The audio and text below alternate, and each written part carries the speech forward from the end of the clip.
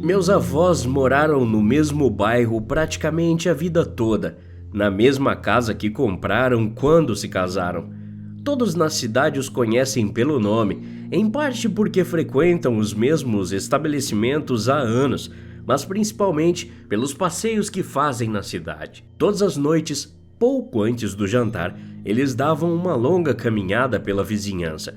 O amor que eles compartilhavam era muito bonito, eles até acordavam no mesmo horário todas as manhãs para tomar uma xícara de café e assistir ao nascer do sol. Vovô disse que sua parte favorita era ver o sol iluminar o rosto da minha avó, seu cabelo loiro prateado brilhando na luz da manhã. Todas as noites eles usavam pijamas combinando que minha avó fazia, azul bebê com pequenas luas. Eles adormeciam aconchegados sob os cobertores. Certa manhã, vovô não acordou antes do sol nascer. Ele morreu tranquilo enquanto dormia. Nem sabíamos que ele estava doente.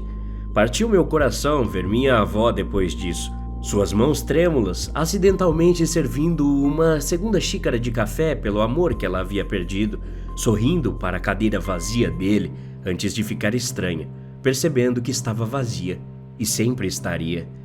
Meu avô tinha um plano para tudo. Nunca fez nada por capricho, tudo foi pensado minuciosamente durante toda a sua vida. Mesmo na morte, ele tinha um plano, que descobrimos menos de uma semana depois de sua morte. Embora a família não soubesse, o médico disse ao vovô que ele não tinha muito tempo e, amando minha avó do jeito que amava, sabia que nunca queria que ela ficasse sozinha. Ele entrou em contato com um abrigo de animais local e explicou sua situação, fazendo os preparativos e pagando antecipadamente. Após sua morte, um cachorro pequeno, saudável e bem comportado seria dado de presente para minha avó. O abrigo me ligou, a pedido do meu avô, e me contou sobre seu plano. Eles me deram as instruções e eu obedientemente peguei o cachorro e o levei para a casa de meus avós.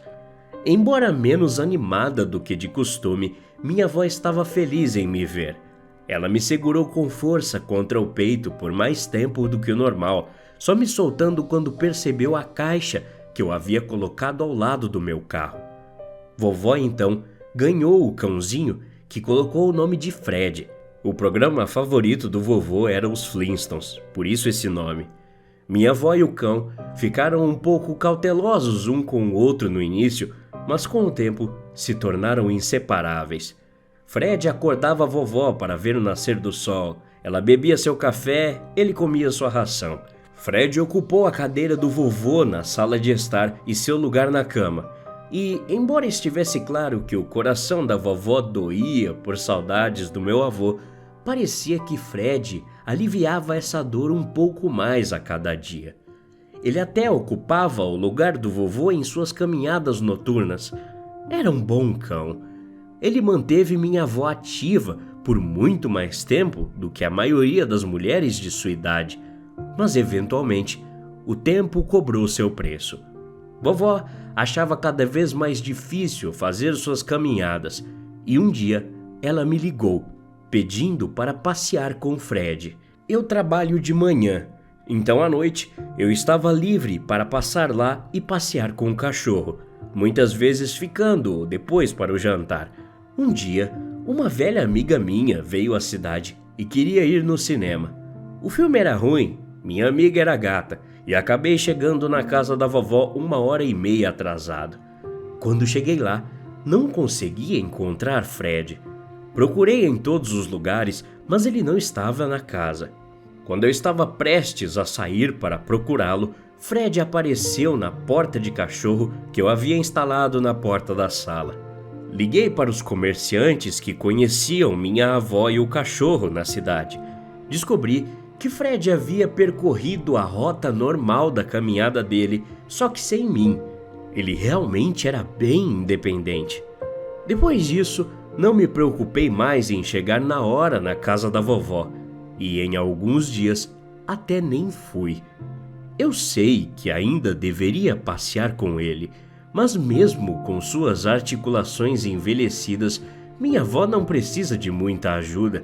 E meu trabalho, hobbies e minha nova namorada me mantêm bastante ocupado. Alguns meses atrás, parei para ver minha avó depois do passeio noturno de Fred. Fred pulou na cadeira do vovô, cambaleando para me cumprimentar. A barriga do cachorrinho estava mais baixa do que da última vez que o vi. Perguntei à minha avó sobre o ganho de peso dele. Eu comprava a ração dele toda semana, então sei que ele não estava comendo de forma diferente. E a vovó disse que ele ainda fazia suas caminhadas, mas eu provavelmente sabia o que era o culpado disso. Liguei para os comerciantes da cidade de novo, falando com as lojas que Fred passava diariamente na frente, pedindo-lhes que não dessem comida para Fred mais de uma vez por semana. Vários dos donos das lojas admitiram ter dado uma ou duas guloseimas ao cachorrinho ao longo de sua caminhada e concordaram em reduzir. Algumas semanas atrás, quando passei na minha avó de novo, fiquei triste ao ver que Fred não parecia ter perdido peso. Na verdade, ele parecia ainda mais gordo. Frustrado, voltei os passeios junto com ele. Passamos pelo bairro. Fileiras de casas antigas estilo rancho levavam à estrada principal. Descendo a rua, passamos pela padaria, um pequeno restaurante italiano e uma lavanderia. Fred passou pelos três sem parar. Atravessando a rua 17, continuamos andando. Fred parou na loja de conveniência, onde um adolescente saiu de trás do balcão e jogou para ele uma bolinha. Perguntei sobre as guloseimas, mas é óbvio que se fosse ele quem tivesse dando a comida não iria falar, né? Depois da rua principal, descemos para a estrada, a maior estrada da região. Fred parou no barbeiro, mas não vi nenhuma guloseima. Quando chegamos ao açougue, esperei que ele entrasse. Em vez disso, ele entrou no beco lateral. Fred andou pela calçada até uma lixeira lotada. Um saco estava para fora e Fred pulou nele, encontrando uma abertura e mastigando o conteúdo.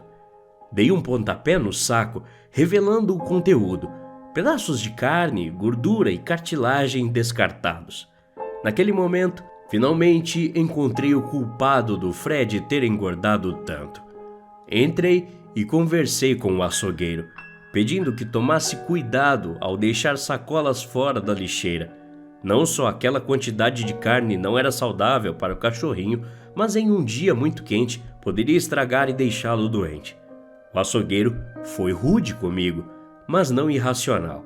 Ele disse que tentaria, mas não poderia fazer nenhuma promessa, pois não era só ele que descartava o lixo. Agradeci o açougueiro e voltei para a casa da vovó com Fred. Quando voltamos, fiz um chá para nós e contei a ela sobre o açougueiro. Minha avó franziu a testa. Ela nunca tinha o costume de franzir a testa. Eu não gosto desse homem, ela disse. Minha avó, que eu saiba, gostava de quase todo mundo. Quando perguntei o porquê, ela balançou a cabeça. Provavelmente é só conversa fiada, ela murmurou. Mas há alguns rumores que as pessoas contam sobre o açougueiro. Eu perguntei a ela quais eram esses rumores. Eu vi a esposa dele machucada mais vezes do que posso contar, sempre com uma história obviamente falsa sobre algum acidente doméstico. O filho dele às vezes desaparece por semanas voltando quieto e... Ela fez uma pausa, avaliando minha reação para ver se deveria continuar. Eu sei que provavelmente isso é mentira, mas todo mundo fala que a esposa dele não tem um dedo na mão e o filho falta 3 dedos.